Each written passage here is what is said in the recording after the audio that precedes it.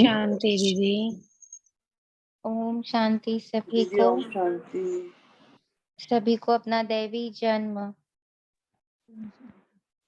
अपना डायमंड जन्म, ईश्वरीय गोद, दैवी गोद, दोनों की बहुत बहुत मुबारक है। आज है 19 अगस्त 2022, प्रातः मुरली।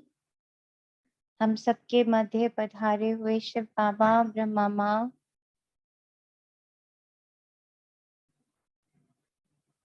और ज्ञान का खूट सागर और हम आत्माएं उस सागर की लहरों में स्नान करने के लिए प्रवेश कर गए। तो सभी महसूस करें, हम सभी आत्माएं ज्ञान सागर की लहरों में प्रवेश कर गए हैं। इन लहरों की विशेषता है कि ये मुझ आत्मा की सारी कट, सारे भ्रम, सारा झूठ,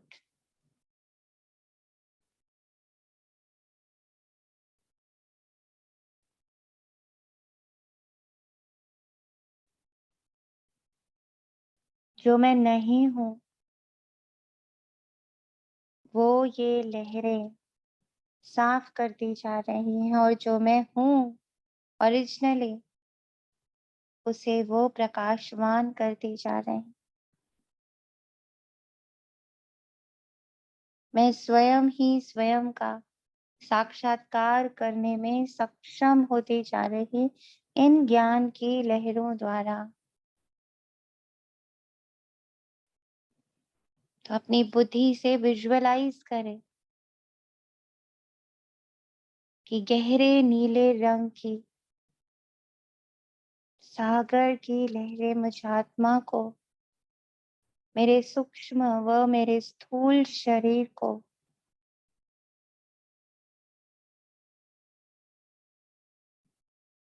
अपने आगोश में लेती जा रही, और मेरे एक एक सेल से जो पुरानी स्मृतियां हैं, जो ब्लूप्रिंट्स बने हुए हैं,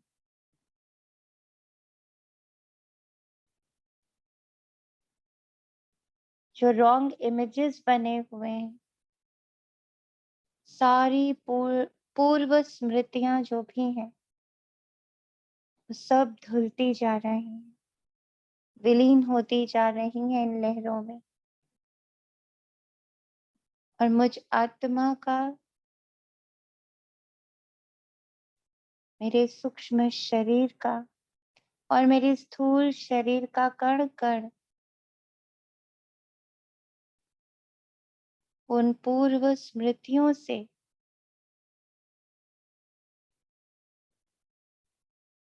पूर्व मान्यताओं से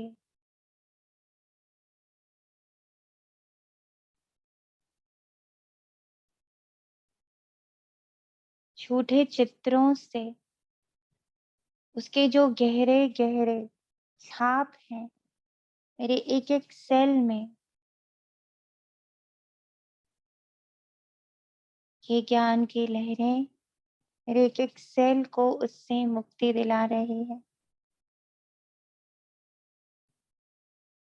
मेरे पूर्ण अस्तित्व को मुक्ति प्राप्त हो रही है, और हम सत्य की रोशनी में पूर्ण सत्य बनते जा रहे हैं। जो सत्य है वो अप्रत्यक्ष है। इसी संकल्प के साथ ज्ञान की लहरों की एक एक बूंद को अब हम ग्रहण करेंगे। बाबा कहता, मीठे बच्चे, अभी तुम्हें सारे विश्व के आदि मध्य अंत की रोशनी मिली है। आज अमृत वेले यही किया ना बाबा ने।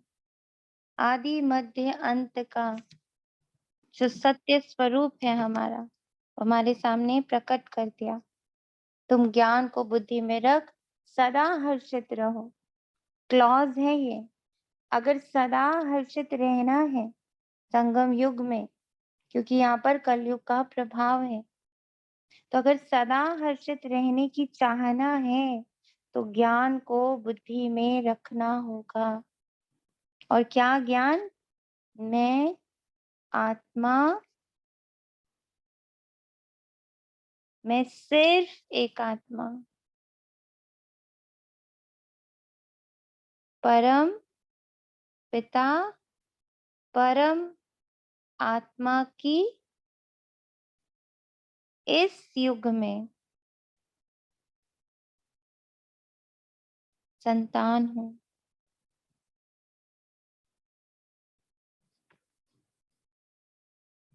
इस युग में, इस संगम युग में, सिर्फ ये एक युग में मुझे क्या मिल रहा है? परमात्मा संबंधी के रूप में मिल रहा है।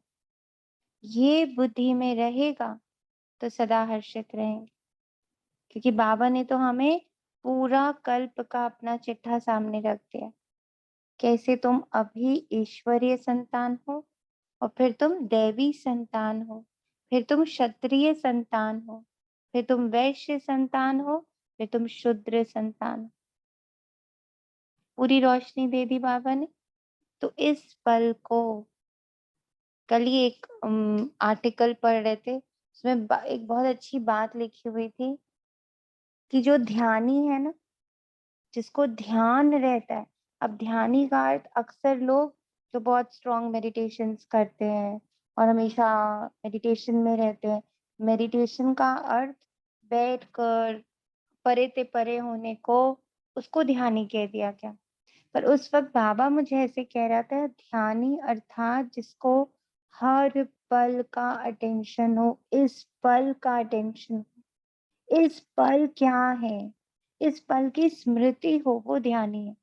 उसमें था कि जो ध्यानी होता है ना, उसके साथ हर पल स्वर्ग होता है। वो स्वर्ग ही है। वो जहाँ बैठेगा वहां स्वर्ग है। वो जहाँ बैठेगा वहां खुशी है। वो जहाँ बैठेगा वहां ज्ञान है। वो जहाँ है वहां स्वर्ग है। इतना सुंदर आर्टिकल था, किसी और उसका था, आई थिंक ओशो का था, कि इतनी बड़ी बात वो कह रहे थे। और जैसे बाबा उस वक्त नॉक नॉक कर रहा था कि वो स्वर्ग यानी स्व की हर पल जागरूकता, मैं कौन हूँ, मुझे ध्यान रहे हर पल कि मैं कौन हूँ। तो बाबा ने कहा अगर वो ध्यान रहेगा, ज्ञान बुद्धि में रहेगा, तो सदा हर्षित रहेंगे, क्योंकि ये पल पूरे 5000 वर्ष बाद आएगा, जब मुझे ईश्वर का नाम जुड़ा हुआ मिलेगा अपने साथ, कि मैं ईश्वरीय संतान हूँ, मैं शिव कुमार हूँ, मैं शिव कुमारी हूँ, मैं ब्रह्मा कुमार हूँ, मैं ब्रह्मा कुमारी हूँ। ये नाम, ये टाइटल और ये सुख पूरे कल्प में नहीं है उसके बाद। तो जब आज प्रारब्ध की बात हो रही थी, तो यूं लगा बाबा ये प्रारब्ध भी प्राप्त कर पाना, कि किसी एक जन्म भगवान के साथ संबंधी बन रहे और भगवान के साथ रोल प्ले कर रहे हैं, ये प्रारब्ध मैंने कब अर्जित करे? इसके पीछे भी तो कोई अच्छे कर्म किए होंगे। बाबा कहता है ना कि अच्छे कर्म करे। अभी संगम युग पर हमने पुरुषार्थ किया तो हम सतयुग में कृष्ण राधे बन गए, विश्व महाराजा विश्व महारानी श्री लक्ष्मी श्री नारायण बने। तो आज जो मुझे ईश्वरीय नाम प्राप्त हो रहा है, ईश्वरीय कुल प्राप्त हो रहा है, ईश्वरीय गोत्र प्राप्त हो रहा है, मैं ईश्वर की संतान कहला रही हूँ, ये प्रारब्ध मैंने कब अर्जित कर? ऐसा मैंने क्या ही किया होगा ना हम आत्माओं ने, कि हमें ईश्वरीय गोत्र प्राप्त हो। प्रश्न है, अभी तुम बच्चों की बहुत जबरदस्त तकदीर बन रही है, कौन सी और कैसे? बाबा कहता अभी तुम श्रीमत पर चल 21 जन्मों के लिए बाप से बेहद का वर्षा ले रहे हो। श्रीमत पर तुम्हारी सब मनोकामनाएं पूरी हो रही हैं। श्रीमत पर, पॉइंट टू बी नोटेड। श्रीमत पर तुम्हारी सब मनोकामनाएं पूरी हो रही। ये तुम्हारी जबरदस्त तकदीर है। ये बात हमें भूलना नहीं है कि हमें जो ये तकदीर प्राप्त हो रही है या हमारी जो मनोकामनाएं पूर्ण हो रही हैं, वो किस बेसिस पे हो रही हैं? श्रीमत के बेसिस। अगर श्रीमत नहीं है, अगर श्रीमत फॉलो नहीं कर रहे हैं, तो कुछ भी प्राप्ति नहीं होने वाली, खाली रह जाने वाले। तुम 84 जन्म लेने वाले बच्चे ही चक्र लगाकर अभी ब्राह्मण बने और फिर देवता बनेंगे। ऊंची तकदीर तब बनती है जब बुद्धि योग बल और ज्ञान बल से माया रावण पर जीत पाते हो। बुद्धि योग बल और ज्ञान बल से पहले कनेक्शन फॉर्म करना है, और उस कनेक्शन में क्या होनी चाहिए? पावर होनी चाहिए, फोर्स नहीं होना चाहिए, जबरदस्ती नहीं होनी चाहिए, उसमें शक्ति होनी चाहिए। कि मुझे पता है कि जैसे ही मैं बाबा से कनेक्ट रहता हूँ, जितना मैं बाबा से कनेक्ट रहता हूँ, मैं कोई और चॉइस ही नहीं लेता। भल कुछ भी चारों ओर हो रहा हो, भले मैं सिर्फ नाम जप कर रहा हूँ, भले मैं सिर्फ ये बोलता चला जा रहा हूँ कि मैं परमात्मा की संतान हूँ, मैं परमात्मा की संतान हूँ, मैं परम धाम निवासी हूँ, मैं परम धाम निवासी हूँ। भले मैं ऐसे ही एक बुद्धि योग कनेक्ट करके बैठा हूँ, भले मुझे कुछ महसूस भी नहीं हो रहा है, बस मैं उसे बोलता ही चला जा रहा हूँ, देखता ही चला जा रहा हूँ बुद्धि से कि मैं परम धाम में बैठा हुआ चमकता हुआ सितारा, और बाबा पूरी अपनी शक्ति, अपना पूरा सामर्थ्य मुझे दे रहा है। मैं देख रहा हूँ, भले कुछ महसूस नहीं हो रहा, बस बुद्धि से देख रहा हूँ कि वो परम धाम, वहां बैठा मैं सितारा शिव बाबा के साथ बिल्कुल चिपका हुआ बैठा हुआ, कि ये टाइम तो मुझे दोबारा मिलेगा नहीं, ये भाग्य तो मुझे दोबारा मिलेगा नहीं, मुझे इसे पूरी तरह जीना है। महसूस हो ना हो, महसूसता के माया में नहीं फंसेंगे। माया यहाँ से भी हमें पकड़ती है, दबोच लेती है। कुछ महसूस ही नहीं हो रहा है, मैं तो सामान बोल रही हूँ, कुछ महसूस ही नहीं हो रहा है, मैं तो ऐसे विजुअलाइज कर रही हूँ, मुझे कुछ महसूस ही नहीं हो रहा है। तो महसूसता की माया में नहीं जाएंगे, कर्म में ध्यान देंगे, फल में ध्यान नहीं देंगे। कर्म है बुद्धि से देखना, संकल्प डालते रहना, ये कर्म है मेरा, कि मुझे ये संकल्प डालते रहना है, मुझे बुद्धि से ये देखते रहना है कि इस पल यहाँ पर बाबा है मेरे सम्मुख, इतना सुंदर अपने दिव्य शक्तियों से, अपने पूरे 32 गुणों से वो यहाँ चमक रहा है, तो है, मैं देख रही हूँ, महसूस हो ना हो। तो बुद्धि योग बल और ज्ञान बल, बल को समझना है। बल इज पावर। किसी ने पढ़ा था पावर और फोर्स में क्या फर्क होता है?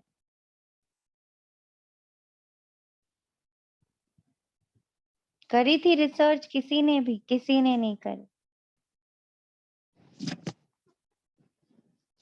नहीं करी। तो बच्चों की सिंसियरिटी देखो कहाँ जा रही है।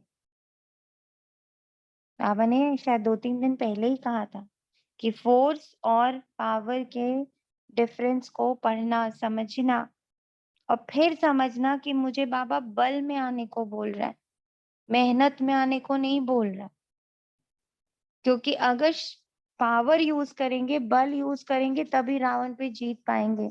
अगर मेहनत करेंगे ना, तो जीतना थोड़ा क्या होगा, भारी सा होगा, कठिन सा हो जाए। बाबा कहते हैं तुम्हारी बुद्धि में है कि हम बाप के पास आए हैं अपनी तकदीर बनाने, अर्थात लक्ष्मी नारायण पद पाने। तो ये भी स्मृति में रहना कि मेरा लक्ष्य क्या है। क्या सच में मेरा लक्ष्य लक्ष्मी नारायण बनना है? शिव की अर्धांगिनी, शिव का पुत्र, शिव क्या सच्चा दोस्त, ये बनना मेरा लक्ष्य है भी या मेरा लक्ष्य अभी भी यही है कि ये जो छोटू-सा परिवार मुझे मिला है ना, ये जो गृहस्थी मुझे मिली है ना, ये जो कारोबार मुझे मिला ना, वो परफेक्ट चलना चाहिए। यहाँ हलचल होएगी, तो मैं हलचल में आ जाऊँगा। तो इसका मतलब हम अपने आप से झूठ बोल रहे हैं, हम सत्य नहीं बोल रहे हैं, क्योंकि हम दिखा कुछ और रहे हैं और हम कर कुछ और रहे हैं।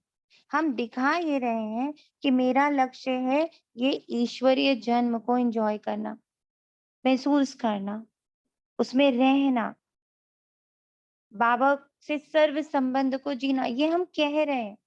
पर सूक्ष्म रूप में हम क्या कर रहे हैं अंदर-अंदर? मेरे हस्बैंड से मेरा थोड़ा ठीक हो जाए, मेरे बच्चों से ठीक हो जाए, मेरे मम्मी-पापा से ठीक हो जाए, मेरा कारोबार थोड़ा ठीक-ठीक चले, ये सब लोग ना मेरे साथ बिल्कुल बाबा के ज्ञान में चलें। हुँ? तो क्या लग रहा सत्य है? तो अगर हम इन 2 नावों पर पैर रखकर चल रहे हैं, तो 101% बीच में बहुत ज़ोर से चीरा आने वाला है और बहुत कष्ट होने वाला है। इसलिए एक नाव पर पैर रखनी ज़रूरी है कि अब मेरा सब कुछ बाबा है और मुझे बाबा को जीना है। बाबा के साथ जो एक-एक संबंध है ना, उसकी गहराई में जाना है, उसको समझना है कि वो पिता रूप में कैसे मेरे साथ कार्य कर रहा, वो पति रूप में कैसे मेरे साथ कार्य कर रहा, वो मेरी पत्नी बन के कैसे चल रहा है, वो मेरा सखा बन के कैसे चल रहा है, वो मेरा गुरु, वो मेरा शिक्षक, वो मेरा सर्जन, वो मेरा गाइड, वो मेरा पुत्र बनकर कैसे चल रहा है, वो मेरी पुत्री बनकर कैसे चल रहा है, मेरा भाई बनकर कैसे चल रहा है। भाई रूप में उसकी क्या क्वालिटीज़ हैं? How he is helping me? How is 24 hours with me? वो है, पर उसे ना देखकर हम किसको देखे पड़े हैं? अपने पुराने संबंधों को, जिनके साथ हमें फिर से वापस 5000 वर्ष में आना ही है। उनके साथ तो लंबा, बहुत लंबा चिरकाल का हमारा संबंध होने वाला। पर बाबा के साथ सिर्फ ये एक जन्म। तो ज़रा अपने सत्य को जानें कि मेरा लक्ष्य बोलने वाला और कर्म द्वारा क्या-क्या है। गीत है तकदीर जगाकर आई हूँ, ओम शांति। तो अपनी जबरदस्त तकदीर बना रहे हैं हम लोग। कैसे-कैसे आगे समझते हैं। ओम शांति, ये भगवान की पाठशाला है। यहाँ है ही भगवान वाच बच्चों प्रति गीत की पहली लाइन है तकदीर जगा के आए हूँ।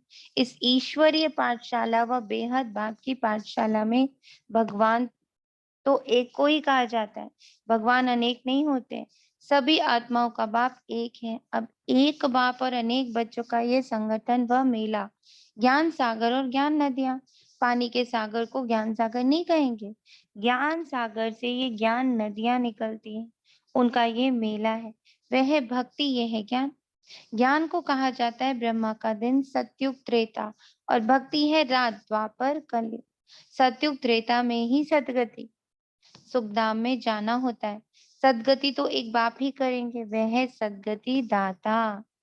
तो इसको ना महसूस करना, दिन भर बाबा की सदगति को देखना है कि कैसे बाबा मुझे हर पल सदगति दे रहा है। कैसे-कैसे बाबा सदगति दे रहा है। किस किस सिचुएशन से, किस रूप में बाबा मुझे सदगति दे रहा है। देने ही सदगति आया है, तो कैसे दे रहा है मुझे सदगति?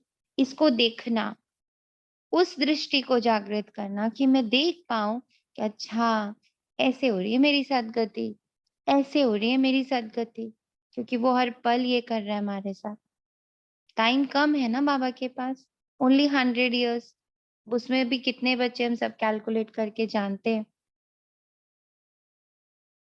और कीचड़ा कितना है, दुर्गति कितनी है, पूरे 2500 वर्ष की। तो उसके पास समय नहीं है, वो तो हमारी निद्रा में भी काम करना चाहता है। वो हमारे श्वासों में भी काम करना चाहता है। बस हमें क्या करना है? अवेयर होना है उसके बारे में, ध्यान में लाना है इस बात को। तुम्हारी अब सदगति हो रही, अर्थात पतित से पावन बन रहे हो। राजयोग सीख तमो प्रधान से सतो प्रधान बन रहे हो। सतो प्रधान बनेंगे तभी स्वर्ग में जाएंगे। फिर सतो प्रधान से तमो प्रधान में तुम कैसे आते हो? ये चक्र है ना। भारत स्वर्ग था, उसमें लक्ष्मी नारायण का राज्य था। अभी तक भी मंदिर आदि बनाते रहते हो। सतयुग में ये थे ही नहीं। सतयुग में ये थे जरूर, अभी तो कलयुग है। सतयुग में यथा महाराजा महारानी तथा प्रजा पावन थे। लक्ष्मी नारायण को महाराजा महारानी कहा जाता है। बचपन में वे महाराजकुमार श्री कृष्ण और महाराजकुमारी राधे थीं। आज कहते हैं कृष्ण जन्माष्टमी। अब अष्टमी क्यों कहा है? शास्त्रों का भी जो सार है वे तुमको समझाया जाता है। चित्रों में भी दिखाते, विष्णु की नाभि से ब्रह्मा निकला, ऐसे नहीं विष्णु बैठ ब्रह्मा द्वारा शास्त्रों का सार समझाते नहीं। परम पिता परमात्मा शिव परम धाम से आकर ब्रह्मा तन का आधार ले तुमको ये राज समझाते। मनुष्य इतनी मेहनत करते हैं, भक्ति करते हैं, मिलता कुछ भी नहीं। इसलिए भगवान कहते हैं जब भक्ति पूरी होती है तब फिर मैं आता हूँ, क्योंकि तुम्हारी पूरी दुर्गति हो जाती है। सतयुग त्रेता में तो तुम अपना राज्य भाग्य पाते हो, सूर्यवंशी चंद्रवंशी, फिर तुम गिरते जाते हो। ये सब बुद्धि में याद रखना है। ये सारा बाबा ने आज हम लोग को अमृत वेले करा दिया। ऐसे लग रहा है जैसे अमृत वेले में बाबा ने मुरली चला दी। जन्माष्टमी की भी बात बाबा ने कर ली, सागर की भी बात बाबा ने कर ली ना। और कैसे हम लोग श्री कृष्ण श्री राधे से कैसे बनते वो भी बाबा ने कराया। कैसे बुद्धि में बाबा ने पूरा चक्र घुमाया। तुम बच्चों को अब सारे विश्व के आदि मध्य अंत की रोशनी मिली और कोई की बुद्धि में रोशनी नहीं। तुम जानते हो सबसे ऊपर है शिव बाबा, पीछे सूक्ष्म वतन में ब्रह्मा विष्णु शंकर, स्थूल वतन में है ये मनुष्य सृष्टि। मनुष्य सृष्टि में भी पहले पहले जगत अम्बा जगत पिता नाम गाया हुआ है। सूक्ष्म वतन में शिव ब्रह्मा ही दिखाते हैं। उनको कहेंगे ब्रह्मा देवताय नमः, विष्णु देवताय नमः। यहाँ जो ये ब्रह्मा सरस्वती ये कौन है? ब्रह्मा की बहुत महिमा है। ब्रह्मा की बेटी तो तुम भी हो। प्रजापिता तो जरूर यहाँ होगा, सूक्ष्म वतन में तो नहीं होगा। बाप को प्रजापिता द्वारा ही ज्ञान देना है। विष्णु को व शंकर को ज्ञान सागर नहीं कहा जाता है। विष्णु को व शंकर को ज्ञान सागर नहीं कहा जाता। बाप को तो श्री श्री कहा जाता है। वह है श्रेष्ठ ते श्रेष्ठ, ऊंचे ते ऊंचे भगवान। वे फिर रचना रचते हैं श्री राधे श्री कृष्ण। वे स्वयंवरवाद बनते हैं, महाराजा श्री नारायण और महारानी श्री लक्ष्मी। सतयुग में उन्हों का राज्य चलता है। त्रेता में है राम सीता का राज्य। स्वर्ग सतयुग को कहा जाता। फिर 2 कला कम हो जाती, 16 कला से 14 कला में आ गए। फिर द्वापर से भक्ति मार्ग शुरू होता है। बताएं क्या महसूस हो रहा सभी को?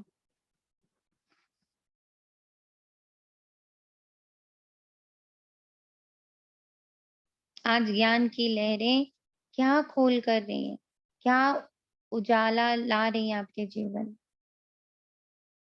क्या नया महसूस हो रहा है आज? बोले। ओम शांति। ओम शांति। सबसे बड़ी बात तो यही महसूस हो रही है कि जागरूकता, हर पल जागरूकता कि मैं कौन हूँ और क्या ईश्वर से मेरा क्या संबंध है। सारे संबंध उसी से। कहते हैं हम लोग, बोलते हैं, लेकिन करते नहीं। आज ये भी पापा ने बोला। और आज सतयुग का पूरा सीन जो क्रिएट किया है, उसके बाद उसे कैसे 8 जन्म खुशी से लेते हैं, मतलब खुशी में रहना, एक ये भी बहुत बड़ा पॉइंट है। अगर मैं इतना ही महसूस करती हूँ कि मैं परमात्मा की संतान हूँ, हर पल जागरूक रहती हूँ, तो मेरा सतयुग क्रिएट हो रहा है। Thank you, great.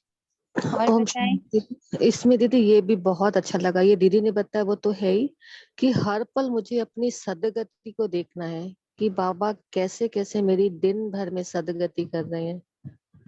तो ये बहुत अच्छा लगा है पॉइंट। हम्म। ओम शांति। ओम ओम शांति। शांति। ओम ओम शांति। शांति। और ये भी बड़ा अच्छा है। लगा कि यदि मैं श्रीमत पर हूँ तो सदा हर्षित रहूंगी, मैं हम्म। श्रीमत पर नहीं हूँ तो हर्षित नहीं रह सकती मैं। श्रीमत पर रहूं तभी हर्षित हूँ। Very good. और बताएं। हर वक्त मन लग रहा है जैसे धुलता जा रहा है, मन की कालिमा धुलती जा रही है, हमें बहुत फ्रेश फील कर रही है, बहुत अच्छा लग रहा है। ये ज्ञान अंदर जैसे जैसे बुद्धि में जा रहा है, श्रीमत को फॉलो करते हैं, वैसे वैसे बहुत अच्छा लग रहा है। फ्रेशनेस आ रही है। ये देखो कितना इम्पोर्टेंट पॉइंट है कि कैसे हमें फ्रेशनेस, अगर सच में फ्रेशनेस आ रही है, it means something is working on me. कुछ मेरे ऊपर फ्रेश कब फील करते हैं? जब हमें पानी की बूंदे हम पर पड़ते हैं। कहते हैं ना, नहाए फ्रेश हो गए, पानी पिया फ्रेश हो गए। तो फ्रेश कब होते? जब हमें कुछ शीतलता प्राप्त होती। यानी इस वक्त जो ज्ञान की लहरें बाबा हमारे भीतर डाल रहा है, उससे हमें क्या हो रहा है? हम अगर फ्रेश हो रहे हैं, इट मीन्स वो शीतलता हमें टच कर रही है। इसका मतलब मुरली हमें टच कर रही है, हम फ्रेश फील कर रहे हैं। ऐसे लग रहा है जैसे हम नहा रहे हैं, स्नान कर रहे हैं। और स्नान करते हुए जैसे रोम रोम बिल्कुल फ्रेश हो जाता है। कहते हैं ना, ठंडे ठंडे बिल्कुल पानी से बिल्कुल नहाइए बिल्कुल। तो एकदम आप फ्रेश हो जाते हो। तो ऐसे ही बाबा का एक एक पॉइंट अगर मेरे को फ्रेश फील करा रहा है, तो means it is working on me. हमारे ऊपर वो हमारी सदगति हो रही है। इसी को अब वही है, बाबा बोलते हैं ध्यान के अर्थ को भी समझना है, योग के अर्थ को भी अब समझना है। अब वो ABCD वाला हालत नहीं होनी चाहिए हमारी। अब हमारी ये गहराई वाली महसूसता होनी चाहिए कि मैं हर पल इस ध्यान में हूँ कि मेरी सदगति हो रही है, मैं फ्रेश हो रही हूँ। और बताएं। पर इसमें दीदी ये जब भी हम है ना, उसको जैसे दीदी सॉरी हाँ बोलिए बोलिए। दीदी जब हम इसको अनुभव में लाते हैं ना, मान लीजिए कि कोई मेरे सामने आके खड़ा हुआ, आज वो कुछ भी लाया, मुझे कोई ईर्ष्या नहीं हुई या कुछ भी नहीं हुआ, और मेरा मन उसको देख के खुश हुआ, तो ये भी एक फ्रेशनेस है। जैसे मैं इसको रिलेट कर रही हूँ कि जैसे आपने कहा पानी पीते हैं तो फ्रेशनेस आती है, तो जैसे मल निकालते हैं हम लोग तो लगता है आह मजा आ गया, पेट हल्का हल्का हो गया, फ्रेश हो गए। तो वैसे ही यदि हम अपना कोई विकार निकाल के कोई अच्छा अनुभव लेते हैं, तो उस समय भी बहुत फ्रेशनेस लगती है कि अरे आज मुझे जरा सा भी ये नहीं हुआ, या कोई गिल्टी फील नहीं हुई किसी बात पे, तो फ्रेशनेस लगती है ये। गुड। और बताएं। ओम शांति दीदी। ओम शांति। ये भी अच्छा लगा कि मैं सोचता कि ये एक माया है, कभी कभी ऐसा लगता है बाबा कुछ महसूस ही नहीं हो रहा है, तो ये भी एक माया है। आज ये चीज समझ में आ गई, भले हमें अपनी बुद्धि से व्यक्त करना है, पल में नहीं जाना है। ये भी अच्छा लगा। कि महसूसता हो रही है कि नहीं हो रही है, वो भी माया है। Good point. इसमें ये भी वो वाला पॉइंट भी आ गया, कॉन्शियसनेस और ब्लिस और इटर्नल शिवम है। ऐसे लग रहा है ये भी पूरी लाइन आ गई है इसमें आज। Bliss, consciousness and eternal Shivam. हूँ ही मैं हूँ ही। यस, ये मैं हूँ ही। बाप कहते हैं तुम बच्चों को मैं सदगति में ले जाता हूँ। भारत पावन था, फिर पतित किसने बनाया? रावण ने। इसलिए मुझे ही कल्प कल्प आना पड़ता है।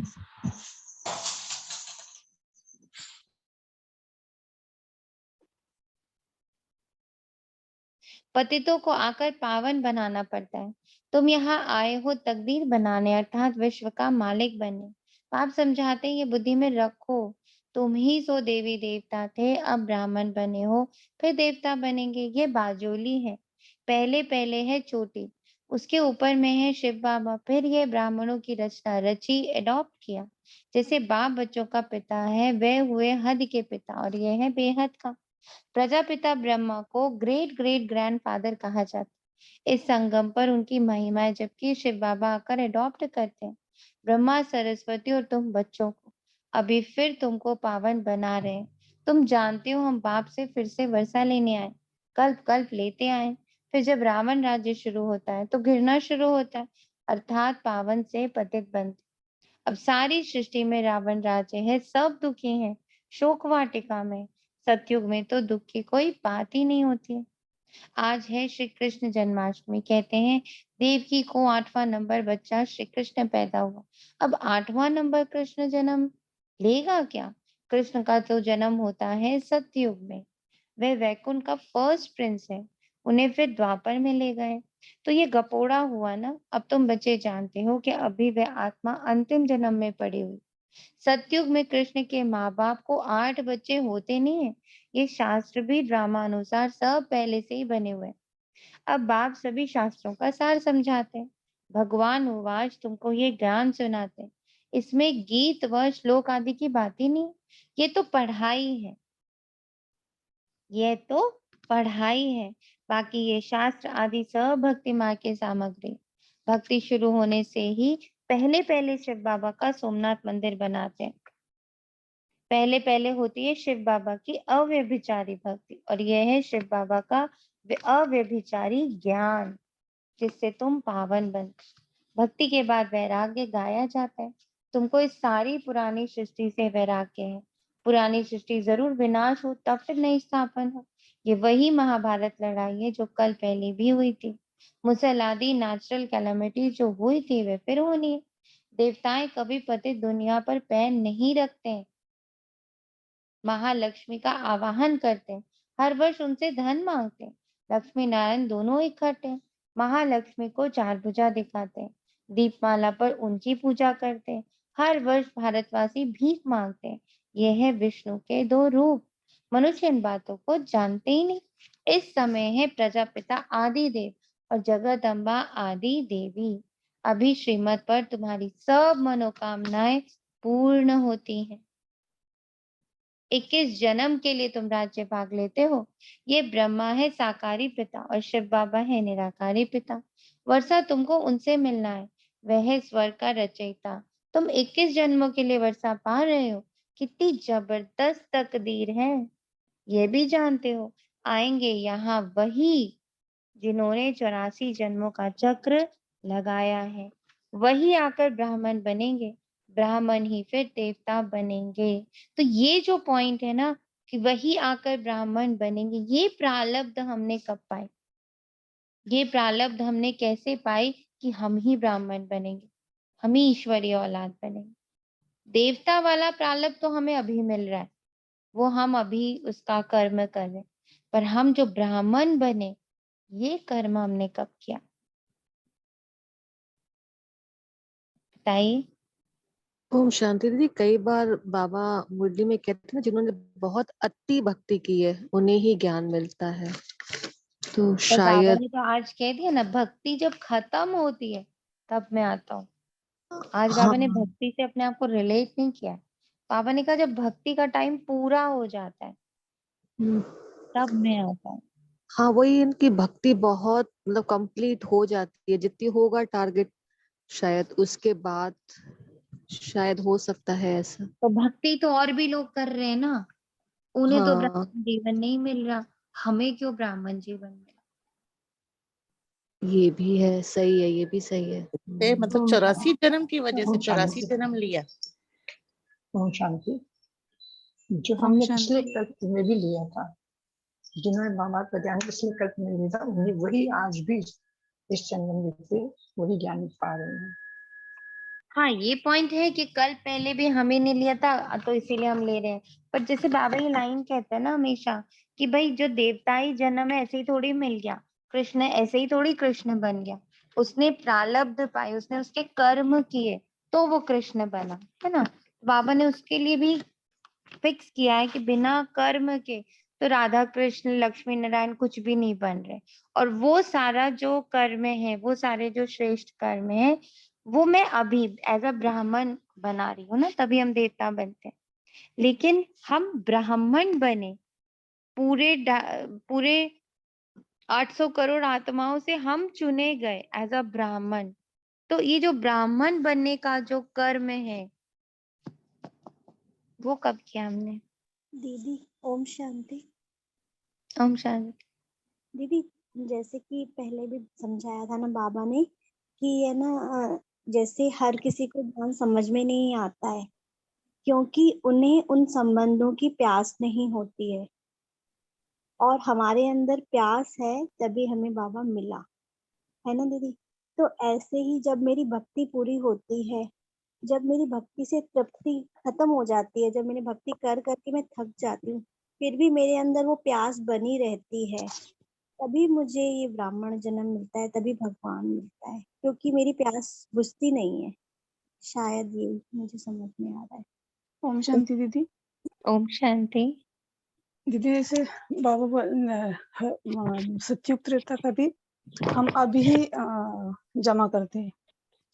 फिर द्वापर कलयुग में भी जैसे आज के अमृत वेले की बुक में था ना, जैसे अमृत वेला अच्छा श्रीमत पर सारी दिनचर्या करते हैं, तो पूजा भी पुजारी उस लायक उसी से हिसाब से करते हैं। तो ब्राह्मण जन्म की भी प्रारब्ध शायद हम संगम पे ही प्राप्त करते हैं, ऐसा मुझे लगता है। अच्छा। ओम ओम शांति। शांति। ओम शांति। बोले अंकिता आत्मा। मुझे भी यही लगता है कि ये ब्राह्मण जन्म में ही जब है ना भटकना, अब ज्ञान जैसे बाबा बोलता है ना, परिचय तो सबको मिलना है, तो मैं सबको एक एक कोना भी खाली नहीं होना चाहिए, सबको मिलना है। और जब मैं भक्ति में भी जब ज्यादा भटकती हूँ और मैं अच्छे कर्म करके एक के साथ कनेक्ट होती हूँ, वो भी मेरे ख्याल से आधार है ब्राह्मण जन्म का। ओम शांति। दीदी ऐसे भी थोड़ा सा ले सकते हैं कि जब हम अपने संस्कारों को यहाँ पे बहुत अच्छे से संगम ऊपर चेंज कर देते हैं, तो द्वापर में भी मतलब वो संस्कार तो हमारे भीतर होते ही है। तो जैसे और आत्माएं बहुत मतलब आके तेजी से गिरती है ना, तो हो सकता है कि हमारे वो संस्कार स्ट्रांग होते हैं। जैसे ब्रह्मा बाबा का भी जीवन देखे लास्ट जन्म में भी, तो संस्कारों की भरपूरता थी उनमें लास्ट जन्म में भी। तो ऐसा भी हो सकता है कि हम इतना तेजी से नहीं गिरते हैं या हमारे कर्म इतने ज्यादा नहीं बिगड़ते हैं। हो सोचते हैं इस बारे में, क्योंकि ये पॉइंट मुझे आज सुबह से स्ट्राइक कर रहा है, तो मुझे करते हैं। ये भी हो सकता है कि जब हम सारे ये भ्रम, जितने भी ये भ्रम हैं, जितने इतने दूर होते जाते हैं, तो तभी हमको वो मिलता है बाबा। कितने हमारी उससे बाबा भक्ति की से। कृपा। चलिए आगे बढ़ते हैं। यह भी जानते हो आएंगे यहाँ वही जिन्होंने 84 जन्मों का चक्र लगाया, वही आकर ब्राह्मण बनेंगे, ब्राह्मण ही फिर देवता बनेंगे। अभी तुम बच्चे किसकी जयंती मनाएंगे? तुमको श्री लक्ष्मी नारायण की मनानी पड़ेगी, ज्ञान सहित। वह छोटेपन में है राधा कृष्ण, तो दोनों की मनानी पड़े। सिर्फ कृष्ण की क्यों? वो तो कृष्ण को द्वापर में ले गए। राधे और कृष्ण तो दोनों अलग अलग घर के, फिर मिलते हैं तो दोनों की इकट्ठी मनानी चाहिए। नहीं तो समझते नहीं है कि कृष्ण का जन्म कब हुआ। तुम अब समझते हो कृष्ण का जन्म सतयुग आदि में हुआ था, राधे का भी सतयुग आदि में कहेंगे, करके 2-4 वर्ष का अंतर होगा। नोट कर लीजिए, 2-4 वर्ष का अंतर होगा। तुम्हारे लिए सबसे सर्वोत्तम है तो है शिव जयंती। बस मेरा तो एक शिव बाबा, दूसरा ना कोई। तुम अब देवता बन रहे हो, लक्ष्मी नारायण राम सीता बन रहे हो, यह भी समझा है। राम सीता को क्षत्रिय चंद्रवंशी क्यों कहा जाता है? जो नापास होते हैं वे चंद्रवंशी घराने में आते हैं। यह है माया के साथ युद्ध। सुना? जो नापास होते हैं वे चंद्रवंशी घराने में आते हैं। यह है माया से युद्ध। रावण पर विजय प्राप्त करते हो इस युद्ध के मैदान में। बाकी पांडवों कौरवों की लड़ाई है नहीं, तुमको माया पर जीत पानी। बाबा आत्माओं को कहते हैं मामेकम याद करो तो तुम्हारे विकल्प विनाश होंगे और माया पर जीत हो जाएगी। बुद्धि योग बल और ज्ञान बल से माया पर विजय प्राप्त करना है। भारत का प्राचीन योग बल मशहूर है, जिससे तुम रावण पर जीत पाकर राज्य लेते हो। बड़े ते बड़ी तकदीर है ना। मुख्य बात है बेहद बाप को और 21 जन्म सदा सुख के वर्षे को याद करना है। सेकंड में स्वर्ग की बादशाही, जब तक बाप की पहचान बुद्धि में नहीं बैठी तब तक समझ नहीं सकेंगे। यहाँ कोई साधु संत आदि नहीं है, ना कोई गीता व शास्त्र आदि सुनाते। जैसे साधु लोग सुनाते हैं, गांधी भी गीता सुनाते थे और फिर गाते थे पतित पावन सीताराम। अब गीता तो भगवान ने गाई। अगर गीता का भगवान कृष्ण था तो फिर राम सीता को क्यों याद करते थे? वास्तव में सीताएं तुम हो, राम है निराकार भगवान। सभी भगत हैं, पुकारते हैं हे राम, हे भगवान, आप आकर हम सीताओं को पावन बनाओ। फिर रघुपति राघव राजा राम कह देते, सुनी सुनाई बातों को पकड़ लिया है। फिर गंगा को पतित पावनी क्यों कहते हैं? भक्ति मार्ग में बहुत वहां जाते हैं, वर्ष वर्ष मेला लगता है, वहां जाकर बैठते हैं। तुम बैठे हो ज्ञान सागर के पास। सबको ध्यान है ना, मुरली के पहले क्या कराया बाबा ने? ज्ञान सागर की लहरों में हम लोगों को प्रवेश करवाया। फिर वे फिर पानी में जाकर स्नान करने आते हैं। पावन तो बनते नहीं, पतित ही बनते आए। तुम तो अभी ज्ञान मार्ग में हो, तुम अभी वहां नहीं जाएंगे। सच्चा सच्चा संगम यह है जबकि आत्माएं परमात्मा अलग रहे बहुकाल। परम पिता परमात्मा से बहुत समय से कुछ बिछुड़ते हैं। कौन बिछुड़ते हैं? वही जो पहले पहले सतयुग में थे। तो जरूर उनसे ही पहले भगवान मिलेंगे। कितना सुंदर है। परम पिता परमात्मा से बहुत समय से कौन बिछड़ा हुआ? वही जो पहले पहले सतयुग में आए थे। तो जरूर उनसे ही पहले भगवान मिलेंगे, पहले वही आएंगे। यहाँ जरूर पढ़ना पड़े। जो स्कूल में ही नहीं आएंगे तो वे क्या सुनेंगे? गोये पॉइंट्स कैसे समझेंगे? कोई कहते हैं फुर्सत नहीं, बाप कहते हैं यह सच्ची कमाई, वह झूठी। तुम तो पद्मा पदम पति बनते हो, बाकी इस समय तो झूठी साहूकारी है। बल कितने भी लखपति करोड़पति, गवर्नमेंट भी उनसे कर्जा लेती, परंतु है तो सब झूठी माया, झूठा सब संसार। बाप बैठ समझाते हैं बच्चे तुमको कितना साहूकार बनाता हूँ। अभी रावण ने तुमको कितना दुखी बना दिया, अब उन पर जीत पानी है। लड़ाई की कोई बात नहीं, लड़ाई से विश्व का मालिक नहीं बन सकते। तुम योग बल से विश्व का मालिक बनते हो। योग सिखलाते हैं बाप, इनकी आत्मा भी सीखती है। बाप इनमें प्रवेश हो तुमको ज्ञान सुनाते हैं। कहते हैं मैं तो जन्म मरण रहित हूँ। बाप बेहद का बाप है तो बेहद का राज समझाते हैं कि तुमसे माया ने क्या क्या करवाया। तुम 5 भूतों के वश होते गए हो, क्या हाल हो गया है। तुम कितने धनवान थे, भक्ति मार्ग में फालतू खर्चा करते करते अब तुम्हारी क्या हालत हो गई है। सुना? भक्ति मार्ग में फालतू खर्चा करते करते अब तुम्हारी क्या हालत हो गई है, इसको समझना है। क्या फालतू खर्च किया हमने? समय, श्वास, संकल्प, धन, संबंध, संपत्ति सब खर्च किया। तो क्या हो गए? हम कंगाल हो गए। अब भक्ति के बाद भगवान आकर स्वर्ग की बादशाही देते हैं, इसलिए सदगति करने बाप को ही आना पड़ता है। अच्छा, मीठे मीठे सिखी लदे बच्चों प्रति माता पिता बाप दादा का याद प्यार और गुड मॉर्निंग। रूहानी बाप की रूहानी बच्चों को नमस्ते। हम रूहानी बच्चों की अपने बाप दादा को रूहानी प्रार्थना पिता बाप दादा को याद और प्यार भरी नमस्ते और गुड मॉर्निंग। शुक्रिया बाबा, शुक्रिया मुरली, शुक्रिया संगम योग।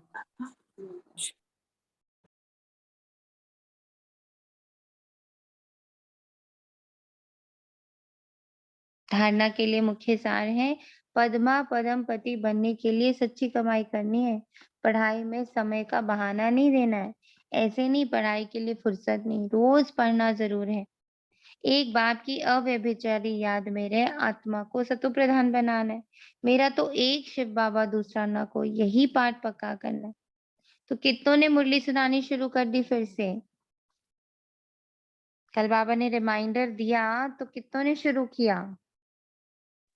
दीदी हाँ की है दीदी। मैंने किया, मैंने भी किया दीदी। और बाकी बस 2 बच्चों ने? मैंने अपने आप को सुनाई फिर से। वेरी मैंने गुड, भी सुनाई दीदी। Very good. और बाकी बच्चे 46 बच्चों में से ओनली 6 बच्चा। मैंने थोड़ी सी अपने मैंने भी युगल को सुनाई। सुनाई थी। हाँ दीदी खुद को सुनाई थी। मैंने युगल को सुनाई थी। ग्रेट। और मैंने भी सुनाई थी। बढ़िया। तो सब आज से फिर से इसको ध्यान में रखेंगे। रोज हमें एक बार बैठ के किसी को भी मुरली सुनानी है। कोई नहीं मिले ना तो आपके घर में जो पौधे पड़े ना उनको सुना दीजिए, या ये जो आपका घर है ना गृहस्थ, ये जो आपका मिनी मधुबन है, उसकी दीवार, पर्दे, फर्नीचर सबको सुनाइए बैठ के। पर एक बार मुरली सुनाइए जरूर विद एक्सप्लेनेशन। जैसे आपके सामने कोई बैठा है जिसको आपको समझानी है मुरली, ऐसे मुरली सुनाए जरूर। उसके बहुत सारे बाबा ने फायदे बताए हैं। योगेश भाई, राजेश भाई, श्रीधर भाई, सब लोग ध्यान से एक बार दिन भर में मुरली सुनानी है। ओम शांति दीदी। ओम दीदी शांति। जब शाम को मुरली करा रहे थे ना तो बच्चों को यही बोला कि बाबा ने आपको बहुत अच्छी जॉब दी है, रूहानी सर्जन की और प्रोफेसर की। तो इस जॉब की सैलरी भी आपको बहुत अच्छी मिलेगी, पर इसको काम जो है ना बहुत वफादारी से करना है। तो रूहानी सर्जन में बोला था कि भाई जैसे ना आपको मनसा सेवा करनी, हीलिंग करनी है ना, ग्रुप्स में इतनी हीलिंग्स आती हैं, वो नहीं तो वैसे भी जितना आपसे बन पड़े 10 मिनट से लेके 1 घंटे तक, पर कुछ बैठ के करिए, तभी आपकी जो ये रूहानी पोस्ट है ना, मतलब उसके साथ आप वफादारी कर पाएंगे। और प्रोफेसर के रूप में आपको मुरली सुनानी है, चाहे आप किसी को भी सुनाइए। जैसे एक प्रोफेसर समझाता है ना अच्छे से, ऐसे आपको मुरली किसी को भी सुनाइए, चाहे प्रकृति को, जैसे आपने अभी बोला, किसी को भी सुनाइए। तो दीदी 2 जॉब्स लगी हैं बच्चों की। Very good, very good. तो आज बाबा वरदान दे रहा, सदा एक बाप के स्नेह में समाये हुए सर्व प्राप्तियों में संपन्न और संतुष्ट भव। जो बच्चे सदा एक बाप के स्नेह में समाये हुए, ये ना समझना है, ये पॉइंट को सिर्फ बोलना नहीं है, इसको समझना है। क्योंकि यहाँ हम अभी भी झूठे हैं, हम सब अभी बहुत झूठ बोल रहे हैं अपने आप से। हम कहते एक बाप हैं, पर अगर अपने दिन भर की दिनचर्या में देखेंगे ना, तो हम बहुतों को अभी भी सेटिस्फाई करने में और उनको जानने में, उनको समझने में अभी भी हम बहुत समय निकाल रहे हैं। तो प्लीज सब अपने सत्य को जरूर जानिए, अपना सत्य बाबा के सामने प्रकट जरूर करिए कि बाबा मैं अभी भी ना सिर्फ एक बाप की नहीं हूँ, मैं अभी भी बहुत अनेकों के साथ हूँ। तो जितना मैं ध्यान रखने लगूंगी ना कि ये देखो, ये तो मैं फिर अनेकों में चली गई हूँ, वहां हम ड्यूटी पे जा रहे हैं, और वो भी बाबा की ड्यूटी पे जा रहे हैं। जितना बाबा करवाना चाह रहा है, जितना बाबा को उनके लिए करना उन्होंने हमसे करवा दिया। और बाबा ने कहा ना, कितने अच्छे से समझाया, करन करावन हार मैं हूँ, पर करते तुम हो, इसीलिए तुम्हारा कर्म संबंध बनता, मेरा कर्म संबंध नहीं बनता। मैं कर्म से न्यारा हो जाता हूँ, क्योंकि मैं करता नहीं, करवाता तुमसे हूँ, तुम्हारे देह से, तुम्हारे मुख से, तुम्हारी आंखों से, तुम्हारे कानों से। तो ना ये ध्यान रखना कि मैं अब सिर्फ और सिर्फ उनकी हूँ। वो मुझे जहाँ जैसे यूज़ करेगा, मुझे बस ये ध्यान रखना है कि बाबा मुझसे क्या चाह रहा है, बाबा क्या देखना चाह रहा है, बाबा क्या सुनना चाह रहा है, बाबा क्या बोलना चाह रहा है, बाबा क्या कहना चाह रहा है। सिर्फ मेरा ध्यान उस पर हो कि वो एक मेरे से क्या कराना चाह रहा है। किसी का भाई बना रहा है, किसी का बंधु बना रहा है, किसी का शिक्षक बना रहा है, किसी का बाप बना रहा है, किसी का बेटा बना रहा है। बाप बन रहा है उसका बाप, बाप बन रहा है उसका बेटा, बाप बन रहा है उसकी माँ। मैं नहीं, मैं तो सिर्फ एक बाप की हूँ। बाकी सारे रोल्स करण करावन हार निभा रहा है इन सबके साथ। मुझे अपनी बीच में बुद्धि नहीं डालनी है।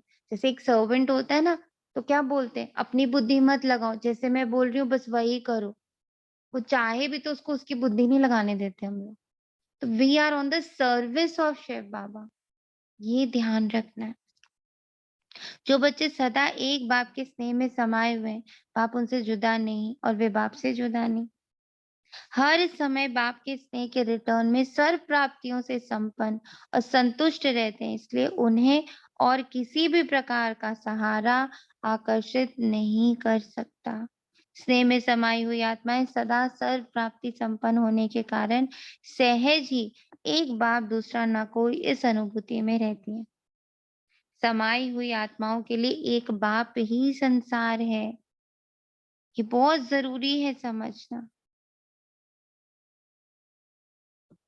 कि मेरा संसार मेरे लिए मुझे एक की ही आज्ञा माननी है, एक ही सर्विस पर रहना है।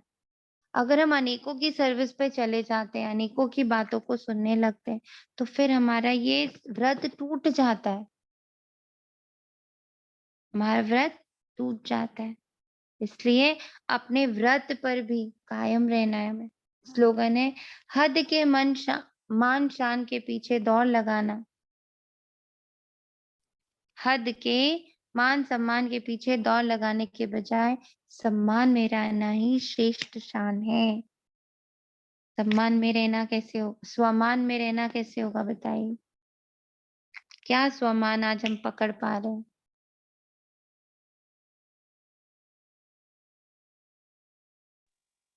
ओम शांति। यही दीदी, मैं आत्मा हूँ, मैं ईश्वरीय संतान हूँ, परम पिता परमात्मा की संतान हूँ। Thank you. और हाँ जी, ओम शांति। दी, जो मेरा जगह जगह जो मैं बटी हुई हूँ, सब में बटी हुई हूँ, वो मुझे अपने आप को एक जगह समेटना है, मुझे नहीं बटना है। और जैसे कल भी ऐसी फील हुआ था कि कुछ महसूस ऐसे नहीं हो रहा खास, ये वो, तो ये भी एक माया है, वो तो आज पता चला। तो हम्म, मतलब I was forcing my self, the force और पावर में भी डिफरेंस समझ आ रहा है कि इतना फोर्स खुद पे था कि क्यों नहीं महसूस हो रहा है। तो पावर ये है कि बस जैसे बाबा ने बोला है करो, बस वो तो फिर अच्छा बताइए, पानी को शीतलता महसूस करनी पड़ती है क्या? पानी शीतल है हाँ, तो मैं मतलब कुछ ब्लिस करने हूँ। में आ रहे हैं तो मतलब मैं खुद में नहीं हूँ, और जो मैं हूँ वो तो मुझे करने की जरूरत नहीं है। अब ऐसा जैसे पता नहीं क्यों हमारे difference लग रहा है। ऊपर बहुत सारी लेयर्स चढ़ा दी जाए, है ना, बहुत सारे कपड़ों की लेयर्स चढ़ा दी जाए, और उसके बाद बोले कि नहीं आप तो कपड़ा ही हो, तो हम नहीं मानेंगे ना। चाहे 100 कपड़े ऊपर चढ़ा दो, पर हम मानेंगे कि नहीं ये सब कपड़े हैं, मैं तो अंदर में बैठी हुई हूँ ना। मैं शरीर, मुझे अपना शरीर अलग से महसूस हो रहा है, ऐसा थोड़ी कपड़ों को ही मैंने शरीर मान लिया। ऐसे ही हमने इस कपड़े को, इस शरीर को ही सत्य मान लिया है, और जबकि सत्य ये है कि मैं तो आत्मा हूँ। तो उसको क्या महसूस करना, मैं तो हूँ ही आत्मा। आत्मा की कोई महसूसता है ही नहीं। कहीं भी लिखा है आत्मा को आत्मा महसूस करी जा सकती है? कहीं नहीं लिखा है। ये वही बात हो गई ना, आई एम नॉट दिस, हटता गया तो बचा कौन? मैं मैं आत्मा। और मैं कुछ हुई नहीं, वहां कुछ महसूसता नहीं है। सच्ची बात तो ये है। हाँ जी। The आत्मा itself is power then, ना? हाँ फोर्स जो बार बार हटा हटा रहा है। हाँ, ये महसूस करूं, ये महसूस करूं, ये सब हमें क्या करता है? अपनी ओरिजिनलिटी से ही दूर ले जाता है। महसूस करना है ये कि मैं आत्मा हूँ और मैं परमात्मा की संतान हूँ। उस संबंध को महसूस करना है जो अभी मिला है, सिर्फ संगम युग पर मिला है, इसके बाद नहीं मिलने वाला है। इसको जरूर अभी महसूस करना। ओम शांति। शुक्रिया बाबा, तेरा तुझको अर्पण है।